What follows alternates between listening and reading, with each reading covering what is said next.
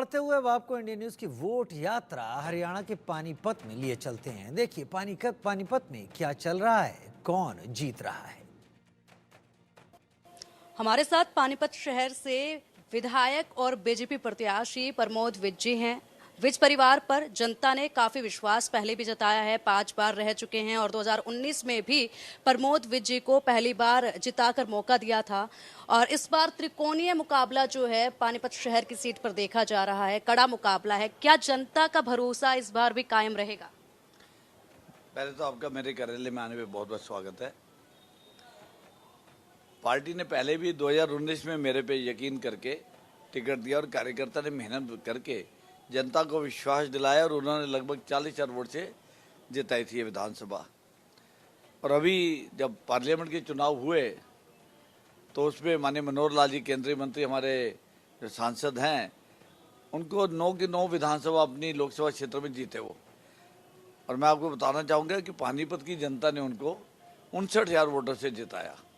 ये साबित करता है कि पिछले 5 साल के अंतराल में भारतीय जनता पार्टी की रीति नीति में उनके जो जनप्रतिनिधि हैं उनमें विश्वास बढ़ा है।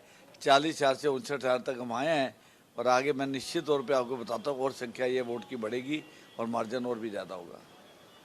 सर 2014 में बीजेपी से रोहिता रेवड़ी जो है भारी मतों से जीती थी और भारतीय जनता पार्टी में उस वक्त वो थी। उसके बाद कांग्रेस में वो चली गई, लेकिन अब वो आपके सामने है चुनावी मैदान में और निर्दलीय वो लड़ रही हैं और भारतीय जनता पार्टी ने उन्हें मनाने की भी काफ़ी कोशिश करी है। तो इस मुकाबले को किस तरह से देखते हैं आप?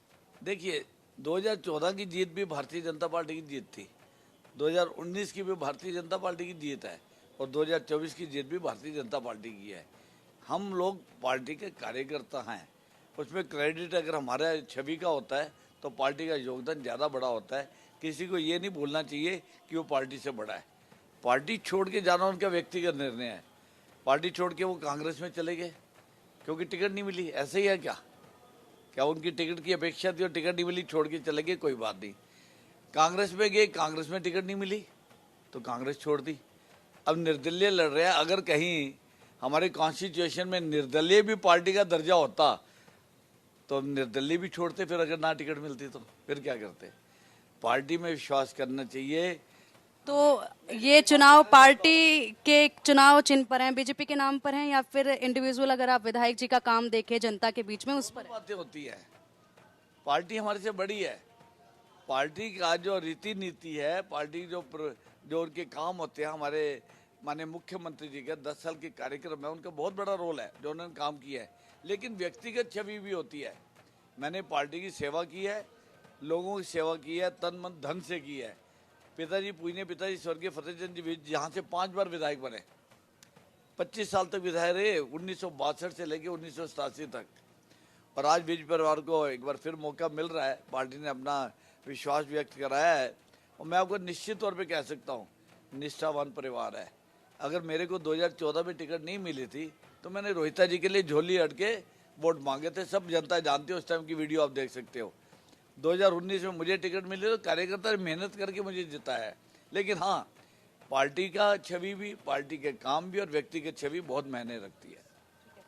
सर नगर निगम का मुद्दा भारतीय जनता पार्टी के लिए हमेशा से रहा है और लोगों की जो समस्याएं हैं वो भ्रष्टाचार भी रही है और इसी के साथ प्रॉपर्टी आरडी की भी समस्याएं हैं। तो अगर दोबारा भरोसा जनता पर जताती है तो किस तरीके से इनसे निपटा जाएगा? देखिए, जो लोगों को किसी योजना लागू होने के बाद दिक्कत आई, मैं आपकी बात मानता हूँ, लेकिन सरकार ने उसका हल करने की कोशिश भी की। कर्मचारियों ने शायद उसका गलत नजायज फायदा उठाया जिससे जनता को थोड़ी सी परेशानी हुई है। लेकिन माननीय नायब सिंह सैनी जी आते ही जितनी करेक्शन हो सकती है उन्होंने अपने बड़े थोड़े कार्यकाल में ही उन्होंने लगभग 126 घोषणाएं की जनता को रिलीफ देने के लिए। और निश्चित तौर पे इस बार जब सरकार तीसरी बार भारतीय जनता पार्टी की सरकार बनेगी तो आप देखिएगा अगर और भी कोई करेक्शन करने की जरूरत होगी तो होगी। जनता की सरकार है, जनता की सेवा करने के लिए सरकार है, इसका ध्यान रखा जाएगा। विकास कार्यों की अगर बात करें सर तो यहाँ पास में ही पानीपत का सबसे बड़ा बाजार है जो कि काफ़ी फेमस है और चारों विधानसभा सीटों से यहीं पर लोग आते हैं। अभी आपके कार्यालय की तरफ जब हम आ रहे थे तो यहाँ पर डिवाइडर नहीं था, ट्रैफिक काफ़ी ज़्यादा था। आपके कार्यालय के बाहर ही ट्रैफिक काफ़ी ज़्यादा देखा गया। तो इससे निपटने के लिए आने वाले समय में कुछ रणनीति आपकी? देखिए मैं आपको बताता हूँ, पानीपत में अगर जीटी रोड पे जाम है तो उसकी वजह कांग्रेस सरकार की जो एलएनटी का फ्लाईओवर बना, आज भी वही वजह है। जब ये फ्लाईओवर बनाया गया, इसके नीचे कोई अंडरपास नहीं है पैदल यात्रियों के लिए, कोई क्रॉसिंग करने का माध्यम नहीं है, कोई इस फ्लाईओवर की कनेक्टिविटी नहीं की गई शहर के साथ। कहीं जाटो रोड पे कनेक्टिविटी करते, असंध रोड पे करते, सनोली रोड पे करते, बरसत रोड पे करते।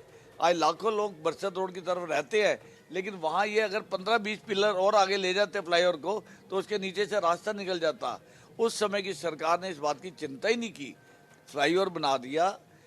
अगर आपको मैं याद दिलाऊं, आपको शायद नहीं मालूम हुआ, शहर के लोगों से पूछ सकते हैं, आज जो दोनों तरफ बिल्डिंग देख रहे हैं तब भी ये थी। हमें तो गलियारा से दे दिया कि आपका ट्रैफिक इसी में से निकलना है। और पानीपत के अंदर लगभग 3600 व्हीकल पर मंथ नया व्हीकल आता है, 2 व्हीलर, 3 व्हीलर, 4 व्हीलर, कमर्शियल। साल में 40,000 व्हीकल, 10 साल व्हीकल की लाइफ है। अगले 10 साल यहाँ पे 4 लाख व्हीकल और आएगा, और मैं नहीं समझता कि यहाँ चल पड़ेगा। अभी इतनी प्रॉब्लम है, 10 साल में क्या होगा? तो एक विजन रखना पड़ेगा 10 साल का। तो इसके लिए हमने आपकी जानकारी में डालता हूँ कि 5 अंडरपास, आप मुझे नॉर्थ इंडिया में किसी विधानसभा में दिखा दीजिए 5 अंडरपास का निर्माण हो रहा हो। एक बन चुका है संत रोड का, 4 बन रहे हैं। ठीक है सर, यहाँ पर अगर विज परिवार को 5 बार मौका मिला है तो शाह परिवार को भी 6 बार मौका दिया जा चुका है। अभी अभी आप कार्यक्रम से आ रहे हैं, जनता के बीच से आ रहे हैं, कैसा माहौल देखा? पहले मैं आपको करेक्ट करता हूँ, शायद लोगों के याद नहीं है, आपने डाटा भी चेक नहीं किया अपना। 6 बार शाह परिवार को मौका है। एक बार बलवीर पाल, 5 बार बलवीर पाल शाह जी बने हैं, और एक बार उनके पिताजी स्वर्गीय हुकूमत शाह जी बने हैं। 6 बार बने हैं। और मेरे पिताजी भी 5 बार बने थे, 1962 में, 67 में, 68 में बाई इलेक्शन था हरियाणा का, और उसके बाद 77 में और 82 में 5 बार वो बने। तो दोनों परिवार 6-6 बार बने हैं। लोगों का विश्वास है हमारे ऊपर। और मैं एक बात जानता हूँ कि इस बार डेफिनेटली जो चुनाव है इसमें भारतीय जनता पार्टी की, विज परिवार की जीत होगी। और सबसे बड़ी बात है कि नायब सिंह सैनी जी एक बार फिर मुख्यमंत्री बनेंगे और हरियाणा में तीसरी बार सरकार बनेगी। बहुत बहुत शुक्रिया सर बात करने के लिए, समय निकालने के लिए। पानीपत के ग्रामीण सीट पर हम पहुंचे थे चुनावी माहौल जानने के लिए, और इसी बीच हमें यहाँ पर कुटानी गांव में प्रचार प्रसार करते हुए कांग्रेस के प्रत्याशी सचिन कुंडू जी मिल गए हैं। उनसे जान लेते हैं चुनावी माहौल क्या है, क्योंकि लगातार वो फील्ड में बने हुए हैं। सचिन जी, पहली बार चुनाव लड़ने जा रहे हैं आप, और युवा चेहरे हैं आपके सामने। चुनावी मैदान में बड़े बड़े धुरंधर खड़े हैं, पुराने मंजे हुए खिलाड़ी खड़े हैं, किस तरीके से इस चुनौती को लेते हैं? देखिए, 10 साल में चाहे प्रदेश की बात करें चाहे केंद्र सरकार की बात करें, प्रदेश में जो भाजपा की सरकार रही, उन्होंने कोई वर्ग की आप बात कर लिए, चाहे किसान की बात करो, मजदूर की करो, कर्मचारी की करो, व्यापारी की करो, दुकानदार की करो, चाहे किसी वर्ग की करो, कोई वर्ग आज ऐसा नहीं है जो भाजपा सरकार की कुनीतियों से परेशान ना हो। लोग तो इंतजार कर रहे हैं 5 तारीख का। आप देखोगे 5 तारीख को जब वोटिंग होगी, लोगों ने मन बना लिया है कि प्रदेश से भाजपा जा रही है और हुड्डा साहब के नेतृत्व में कांग्रेस की सरकार आ रही है। कुंडू जी, आपके सामने विजय जान जी भी हैं, जो कि पहले भारतीय जनता पार्टी में थे, उसके बाद 6 महीने पहले कांग्रेस में आए। कांग्रेस में उन्हें कुछ खासी जगह नहीं मिली, टिकट नहीं मिला, लेकिन पार्टी ने आपके ऊपर भरोसा जताया। ये भरोसा जताने के पीछे बड़ी वजह क्या? देखिए, मेरे को 20 साल कांग्रेस पार्टी में हो गई। मैंने अपनी छात्र राजनीति NSUI से बतौर कॉलेज प्रधान से शुरू होके, जिला प्रधान से लेके, प्रदेश कमेटी से लेके, यूथ कांग्रेस के लोकसभा अध्यक्ष से लेके प्रदेश अध्यक्ष, मैंने वफादारी से, पूरी ईमानदारी से पार्टी के लिए काम किया।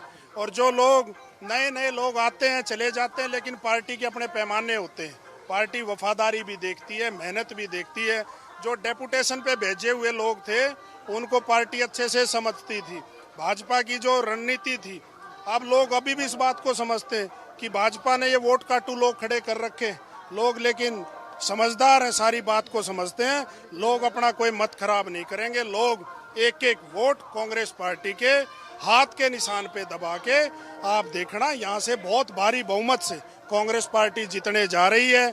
जब गिनती होगी और पानीपत ग्रामीण का जब नंबर आएगा तो यहाँ पे आपको कांग्रेस पार्टी का झंडा लहराता हुआ मिलेगा। भारतीय जनता पार्टी के बारे में आपने बता दिया कि क्यों नहीं उनको जीत मिलेगी। अपनी जीत आपने यहाँ पे पक्की करते आप नजर आ रहे हैं, जिस तरीके से आप बता रहे हैं। लेकिन अगर बात करें हम लोग जैन साहब तो अकेले निर्दलीय चुनावी मैदान में हैं, उनको अपने सामने एज अ कॉम्पिटिटर कैसे देखते हैं? देखिए, मैं समझता हूँ ये चुनाव राष्ट्रीय पार्टियों के बीच में रहेगा, निर्दलीय प्रत्याशियों का कोई जनाधार नहीं है। ये आप देखना, चुनाव भाजपा और कांग्रेस के बीच में ही रहने वाला। कहा निर्दलीय प्रत्याशियों का जनाधार नहीं है, लेकिन कई बार होता है ये निर्दलीय प्रत्याशी ही सरकार बनाने में बड़ा अहम रोल निभा जाते हैं। अब की बार तो प्रदेश में हवा चली हुई है। आप देखना, भाजपा ढाई का आंकड़ा नहीं छूने वाली है और कांग्रेस पार्टी 70+ सीटें लेने जा रही है। पहली बार चुनावी मैदान में जनता मौका देती है तो क्या कुछ सोचा हुआ है? देखिए, मैं नौजवान हूँ, सबसे पहले नौजवानों को के रोजगार को लेके मेरी प्राथमिकता रहेगी कि ज़्यादा से ज़्यादा नौजवानों को रोजगार के अवसर मिले। दूसरी सबसे महत्वपूर्ण चीज़ है शिक्षा और स्वास्थ्य। पानीपत में बढ़िया विश्वविद्यालय बने, यूनिवर्सिटी बने, ताकि हमारे नौजवान बच्चे वहाँ पढ़ सकें। चाहे स्वास्थ्य को लेके कोई अच्छा मेडिकल कॉलेज, मेडिकल इंस्टीट्यूट रहे और लोगों को बेसिक जो सुविधाएं कि साफ सुथरा पानी मिले, साफ सुथरी गलियां मिले, साफ सुथरी सड़कें मिले, साफ सुथरा इन्वायरमेंट हो, कानून व्यवस्था अच्छी हो, महिलाओं को लेके अच्छी योजनाएं और 36 बिरादरी के उत्थान के लिए कोई न कोई। एक खास बात आपके बारे में सुनी जा रही है, क्योंकि सुबह से ही पानीपत में लगातार हम घूम रहे हैं, तो यहाँ पर एक खास बात ये सुनी जा रही है कि पानीपत ग्रामीण इलाके में लगातार 5 दिन से आप खुद ट्रैक्टर चला के पहुंच रहे हैं। अभी तो चुनाव प्रचार आप कर रहे हैं, ट्रैक्टर चला के खुद पहुंच रहे हैं, लेकिन अगर जनता मौका देती है, जीतते हैं, तो क्या उसके बाद भी ट्रैक्टर पर इसी तरह सवार होकर जनता की फरियाद सुनने भी पहुंचेंगे? निश्चित तौर पे मैं आपकी जानकारी के लिए बता दूं, मैं किसान का बेटा हूं और मैंने खुद किसानी की है। मेरे लिए ये कोई नई चीज नहीं है। इसलिए आप देखो, ये पानीपत ग्रामीण की जनता को लग रहा कि हमारा बेटा चुनाव लड़ रहा, नौजवानों को लग रहा हमारा भाई चुनाव लड़ रहा। इसलिए ये चुनाव भाजपा वर्सेस पानीपत ग्रामीण की जनता का ये चुनाव है। ये सचिन कुंडू का चुनाव नहीं है। लोगों ने इस चुनाव को अपने हाथ में ले लिया और इतिहास गवाह है, जब जब लोगों ने अपने हाथ में चुनाव लिया है, सामने वाले लोगों की जमानत जब्त कराने का काम किया है।